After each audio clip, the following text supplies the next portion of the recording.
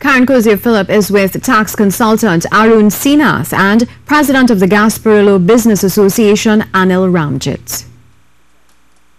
Yes, good evening, Verna, and good evening, viewers. And this is our post-budget presentation. As you said, we have with us Arun Sinath and president of the Gasparillo Business Association, Anil Ramjit.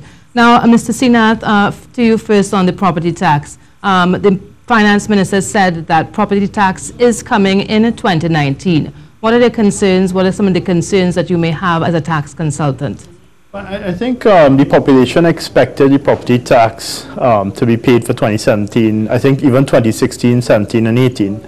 So the statements made by the minister, I think that was a positive coming out of the budget, where it's not expected that people will be paying property tax until 2019, until the government finalizes its approach on how to collect and how to go about the property tax collection and administration. So that's definitely a positive. All right. He also said, well, as you said, it's not going to be retroactive. Now, I don't know if you can delve a little bit more into the property tax. I know it is residential and industrial is to come later on. Yeah, well, I mean, it includes residential, commercial, and industrial properties. Now, I think in the amended legislation, there hasn't been significant clarification on how the industrial properties will be dealt with. I mean, the commercial and residential properties are much simpler to deal with in terms of its annual rental value calculation, but the industrial properties will have some challenges. And I think all the chambers and all the associations have been asking the minister to clarify how that will be collected in 2019. Okay, and well, property tax has been a ticklish subject for the population at large. What are some of the fears that maybe you have had in consultation with maybe residents or your clients about this property tax? Well, I mean, people are concerned about the unrealistic assessment. I think, you know, where they see their properties, rental values, it might, you know, some people might consider it to be $3,000 to $4,000 a month. A valuator might say, no, it might be $5,000 to $6,000 a month. And that could affect your property tax per year by roughly maybe $300 to $600 a year, right? The difference with property tax as well when compared to other taxes is that other taxes you suffer directly. Property tax is something that you are going to have to cut a check and pay that to the government, which is unique for a lot of taxpayers, especially those who are not engaged in trade and business. So that's something that will be unique, I think, coming into the psyches of people who are going to be paying property tax, and it will be different from what they're accustomed to. But I think the primary concern of people is the valuation of their properties. But property tax is something that is paid all over the world, and from what I've been hearing, we have some of the lowest, or we have had some of the lowest rates to property tax. Yeah, so property tax is considered to be a progressive tax. So it's really used in developed and developing societies across the globe.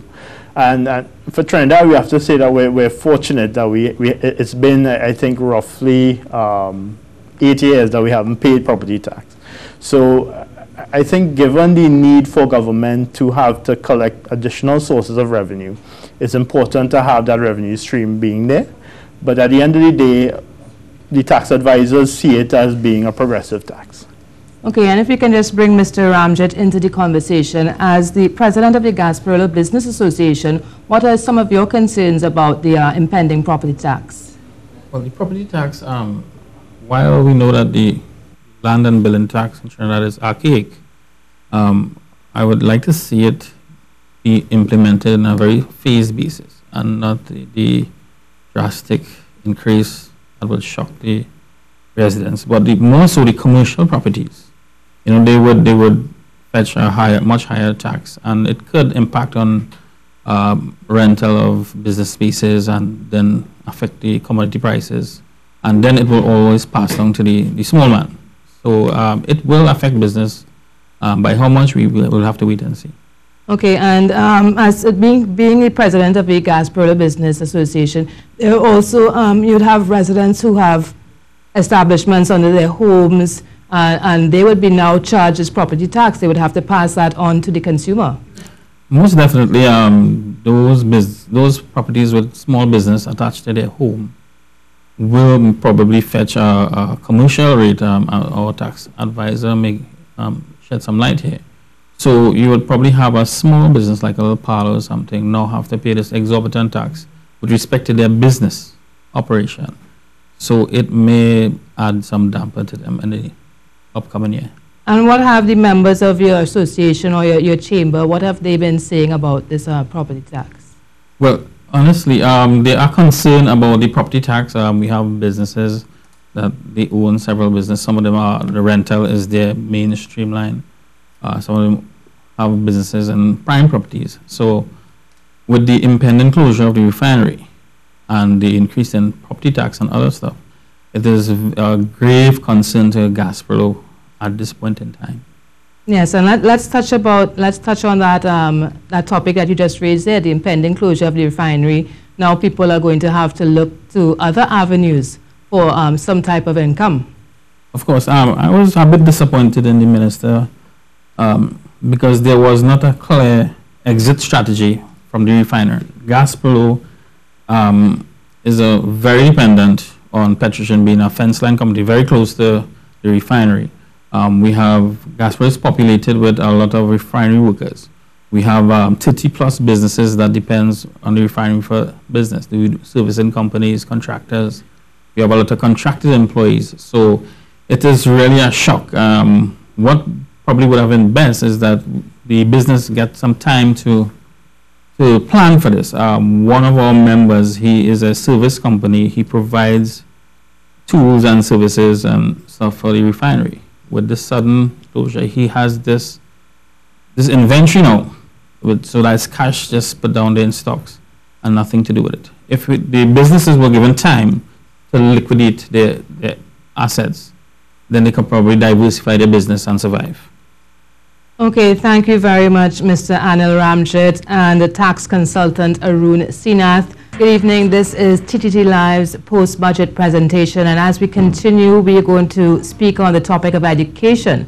Well, with the highest budgetary allocation of 7.392 billion, of course, education got the highest budget again, the highest allocation in the 2019 budget as it did in 2018. And I have on set with me Mackenzie Peters, and he is going to tell us a little bit about what the budget means to the education sector. Of course, he was the Guild President of the University of West Indies. Good evening, Mr. Peters. Good afternoon. So, I think the budget this year, which focus, education received a large bunch in terms of figures. I think education in general, the policy that the minister and the government put forward to the people of Trinidad and Tobago this year, I think it was a good one. I think students would be very happy to know that, GATE in a sense was not affected to any great extent. In fact, GATE was not affected at all. The policy that the government outlined last year, as you know, I sat on the government-appointed task force committee, and the government looked at ways and policies to adjust the GATE policy because of wastage, and they implemented systems such as means testing, etc. So I think overall the budget this year in terms of education should have also focused on special need education. Persons with disabilities, persons who require the extra effort in terms of assistance. I think most persons were looking at that in terms of education. Also, with education receiving such a large budget, persons also have to ask the question, where most of those resources go. Do it go to paying salaries? Does it go towards paying lecturers in universities? Where does the money go? So, at the end of the day, yes, education is receiving a large figure in terms of the budget.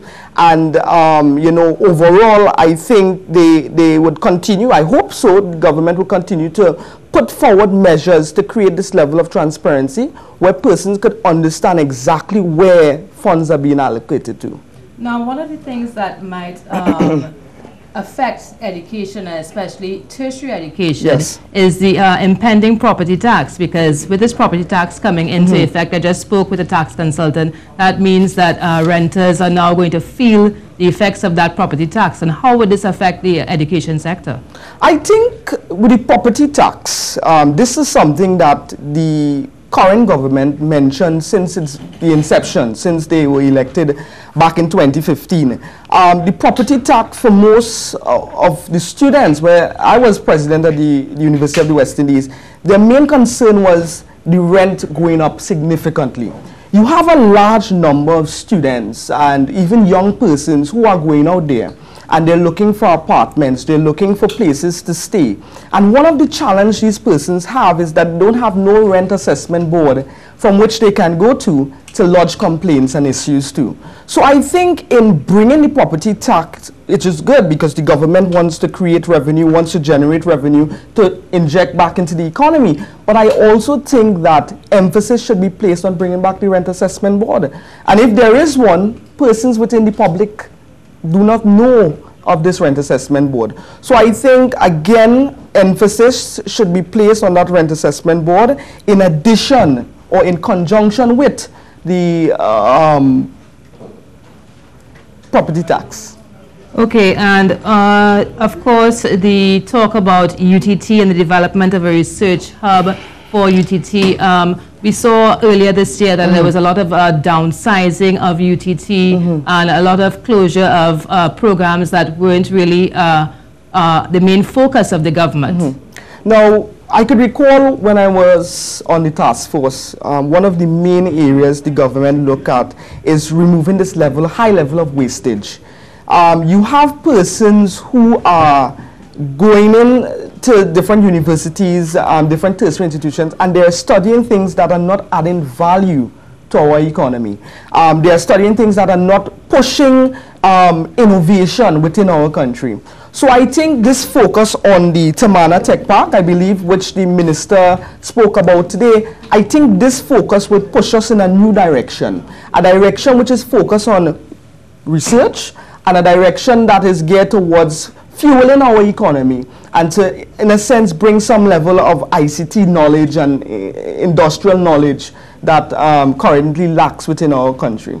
And the minister also said that he will be ensuring that all institutions are ICT equipped. Yes. I think what stood out for me was the fact that they mentioned they're bringing ICT initiatives throughout the entire educational sector. And for me, what stand out to me was a policy-driven initiative. Because previously you had ICT initiatives. ICT initiatives always existed.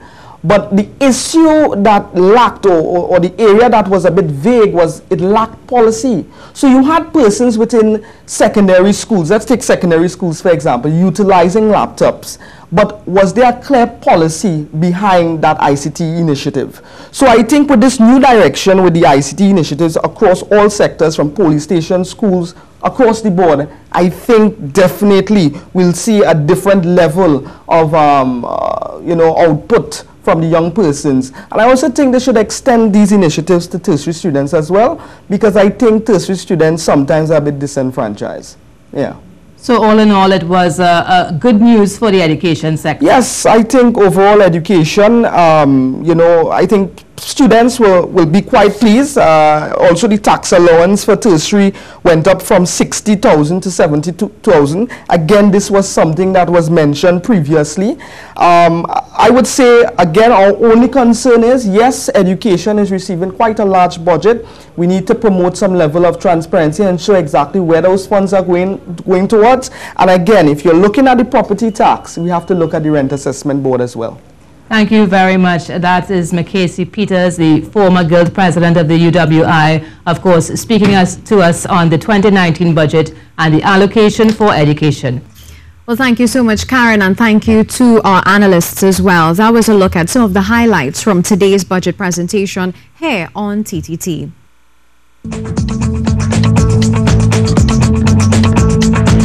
We continue with a more detailed look at the fiscal package 2018-2019. I now hand you over once again to Karen Cozier-Phillip. Yes, hi, good evening viewers, and of course good evening Verna. And we continue with our post-budget presentation here on TTT Live, and we're now going to discuss the agriculture sector. I have with me agriculture consultant Riyad Mohammed, who is also a young entrepreneur in the agriculture field. Good evening, Riyad. Hi, good afternoon, Trinidad and Tobago. Tell us, what did you take away from the budget presentation 2019 with regards to the agriculture sector? Once again, we got the smallest part of the budget with less than $1 billion.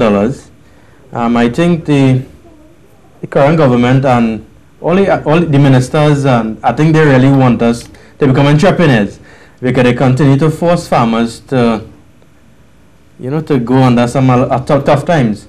So the GDP in 2003 was 1% and 2018 now is 0.5%. And the current food import bill as of 2016 was $8.91 billion USD. Right? So we have an increase in food import bill, we have an increase in population, and we have less resources. I think today what most farmers was very pleased about was the $100,000 grant. That is supposed to be, more information will be dispersed by Wednesday of this week. However, $20 million alone will be spent given these grants. If you do the math, there's only 200 farmers will be selected in our country where we have maybe over 5,000 or 10,000 farmers. So the main question now is, who's on the panel to select? Which farmers will be selected? Young farmers, old farmers, for protected agriculture, for livestock farming? Who are the farmers that will be selected? And more importantly, how will the selection process take place by measurement? So just say we select the 100 farmers, how will output be measured? Money can't just be given without being accounted for, and some amount of performance. Today, I saw a document yesterday that the government wants more full-time farmers. Now in Trinidad and Tobago, you need to have 2 jobs to supply a family. I don't think you could have full-time agriculture because there's not enough incentives. Now, like I said, to be an entrepreneur, farmers have to be forced to think out of the box. Farmers produce crops and they don't really have incentives in terms of proper markets, especially livestock sector. Now we hardly have proper livestock extension services. We have NAMDEFCO that helps market some of the crop produce, but not all the time.